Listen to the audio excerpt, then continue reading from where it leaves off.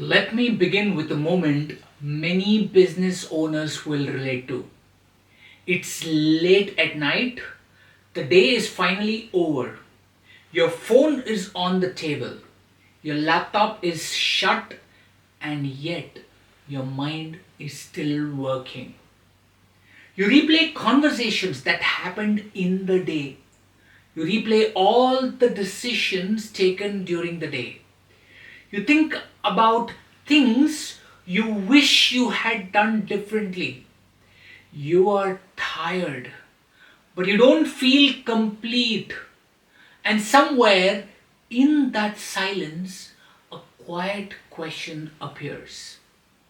Why does this still feel heavy even though I am doing so much? That question followed me for a long time. Entrepreneurs are not lazy people. If anything, they are some of the most driven people I know. They carry responsibility, they take risks, they hold families, teams, and futures together, often quietly. But many live with a strange contradiction. They are building businesses yet slowly giving up their own lives. Not because they want to, but because somewhere along the way they stop seeing another option. For a long time, I didn't see it either. We grow up hearing a powerful sentence: work hard and things will work out. In the beginning, it works.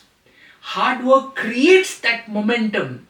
It builds confidence. It opens doors you didn't even know existed. But there's a part of this story no one talks about. There comes a stage when hard work stops solving problems. At that stage, more effort doesn't create progress. It just adds pressure. I have lived through phases where activities felt like growth. Many ideas, many directions, many things happening at once. From the outside, it looked impressive. However, from the inside, it felt noisy and restless. I was doing many things right, but I had not paused to decide what was actually worth doing. And once you notice that difference, you begin to see how much of business and life is spent just moving without really choosing it. Here's the realization that changed how I see business. Most businesses are not designed, they are assembled decision by decision, urgency by urgency, reaction by reaction. Someone suggests something and we say yes. An opportunity appears and we chase it. Pressure builds, we react. And over time, without noticing, we stop choosing. We just keep moving. That's what I call building a business by default. Think of it like riding a bicycle uphill. At first, the effort works. You push harder, you stand up, you pedal furiously. But if you never change gears, no amount of effort can save your legs. You don't need more strength. You need a different way of moving forward. Many entrepreneurs are pedaling with all their heart, but in the wrong gear. Here's the funny part. Most business owners don't run their businesses. They run emergency departments. Every day begins with a crisis. Every evening ends with exhaustion. And after years of solving emergencies, they start wondering why peace never shows up. Because peace doesn't come from effort, it comes from clarity. For a long time, I thought design in business means control, only to realize it doesn't. Design begins much earlier, in the moments even before you react. It means slowing down long enough to notice why you're making a decision at all. It's the pause where you ask yourself, why am I saying yes to this? What am I actually trying to fix? Is this choice coming from clarity or from pressure? When you start making decision from that pause, something changes. You stop chasing everything and you start choosing. That moment of honesty changes how an entrepreneur moves. You stop running behind every possibility. You start building something that actually lasts.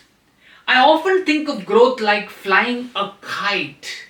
The wind is the same for all of us. The market is the same. The economy doesn't treat anyone differently. But the kite that rises isn't the one that's pulled the hardest. It's the one that's guided carefully. Pull it too tight, it keeps shaking. You hold it too loose and it crashes. What creates the shift is not force but direction. And here's the part we don't talk about enough. Real growth demands change, not an outside but inside. At different stages of your business, the version of you that got you here cannot take you forward. Now that's uncomfortable because letting go of an old version of yourself feels like a failure, even when that is exactly what the business needs. As I kept getting clearer in my journey, something surprised me. Decisions didn't feel so rushed anymore. Work became lighter. Results became more consistent. Not because I worked less, but because effort slowly found its direction. That's when I understood something important. Effort is not the enemy. Directionless, inconsistent, and unintelligent effort is. So let me ask you a different question today. Does your business work harder than you? Or are you the one holding everything together? The answer to that isn't about how successful you are, it's about how long this way of working can last. Your business was never meant to take away your life. It was meant to give you more of it. Over time, I have come to see that real success of a business isn't only in what it earns for you, but in who you become in the process of adding value to our ecosystem. When effort is guided by design, work feels meaningful. When effort is driven by default, even success feels heavy. Every entrepreneur reaches this point sooner or later. One path is built on habit, reaction, and survival, and the other is built on purpose, clarity, and freedom. You don't need to work harder, my friend. You need to choose better. So here's a question I'll leave you with today.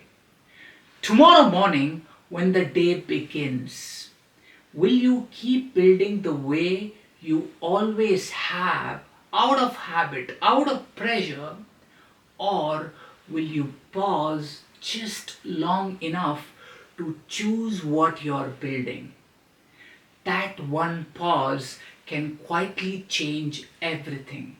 Because the question isn't what you're building, you already know that. The real question is what is it building in you? The choice isn't complicated.